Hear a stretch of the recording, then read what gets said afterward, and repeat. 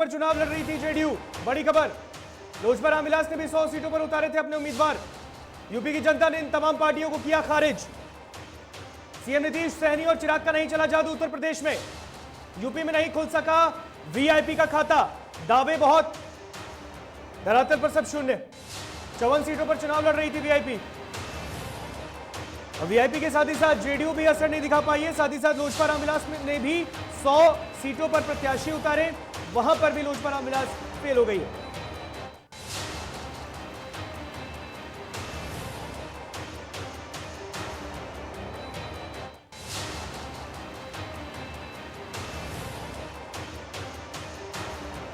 साथ निर्भय किशोर live chat पे जुड़े हुए हैं। निर्भय, उत्तर प्रदेश के चुनाव में बिहार की भी कुछ ऐसी पार्टियां हैं जिन्होंने अपनी जोर आजमाइश पूरी की थी, जिसमें जेडीयू है, वीआईपी है, लोजपा रामविलास है।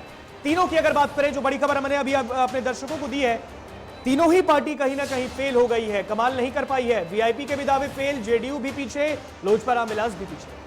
बिल्कुल, देखिए जाहिर सी बात है कि जब चुनाव चल रहे थे उस वक्त लोजपा को आपने कहीं भी नहीं देखा होगा, क्योंकि चुनावी सभा बहुत कुछ तय करता है। और ऐसे में ना ही जेडीयू की तरफ से कोई ऐसी रुझानें दिखी थी, जो तस्वीरें दिखी थी, यानी कि चुनाव प्रचार सबसे बड़े चेहरे जेडीयू के रूप में सबसे बड़े चेहरे मुख्यमंत्री नीतीश कुमार हैं, एक भी चुनावी सभा को संबोधित नहीं किया। इसके अलावा बाद में उसको लेकर के बहुत सारी बातें हुई थी। जब लिस्ट जारी किए गए थे स्टार प्रचारकों की लिस्ट, मुख्यमंत्री नीतीश कुमार के नाम उसमें शामिल नहीं थे। इसके अलावा आप आरसीपी सिंह को देखेंगे, जिनके ऊपर उत्तराखंड की माफ कीजिएगा यूपी की बड़ी जिम्मेदारी दी गई थी, वो शामिल वो नहीं दिखे थे। केसी त्यागी के ऊपर बड़ी जिम्मेदारी थी। आप देखेंगे कि जो राष्ट्रीय अध्यक्ष हैं ललन सिंह, वो सिर्फ और सिर्फ सोशल मीडिया पर भले ही चुनाव प्रचार कर रहे हो, यूपी में दावे बहुत ठोक रहे हो, लेकिन उन्होंने ऐसा कुछ नहीं किया। लेकिन ललन सिंह वाला जिक्र अगर आपने किया है, तो ललन सिंह का वो बयान भी तो हमने दर्शकों को दिखाया था। एक मायूसी थी उनके चेहरे पर। मणिपुर में दावे किए थे, लेकिन उत्तर प्रदेश में बिल्कुल खामोशी उनके चेहरे पर दिखी थी।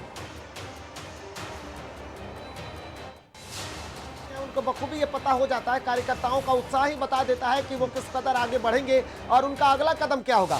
और ऐसे में जेडीयू के जिस तरीके से आपने जिक्र कर दिया कि ललन सिंह ने जो बातें कही थी, उन्होंने पत्रकारों से बातचीत के दौरान ये बातें कही थी। इसके अलावा अगर आप अन्य पार्टियों की करें, तो अन्य पार्टियों में लोजपा पर आते हैं। दरअसल बिहार में लोजपा जिस तरीके से एक नए रूप में दिखी, एक नए चेहरे के साथ दिखी, और चेहरा इसलिए कह रहे हैं कि चिराग पासवान एक नए दमखम के साथ आगे आए थे। अब चिराग पासवान पर भरोसा बिहार ने बखूबी जताया, उपचुनाव में भी तस्वीरें दिखी थी, लेकिन वो दमखम चिराग पासवान ने कहा या उनकी पार्टी ने उत्तर प्रदेश में नहीं दिखाया। कारण जो भी रहा हो, चाहे बीजेपी के साथ गठबंधन की बात कही जा रही हो, लेकिन अन्य क्षेत्रीय पार्टियों के साथ उन्होंने मिलकर चुनाव लड़ा, तस्वीरें नहीं बदली।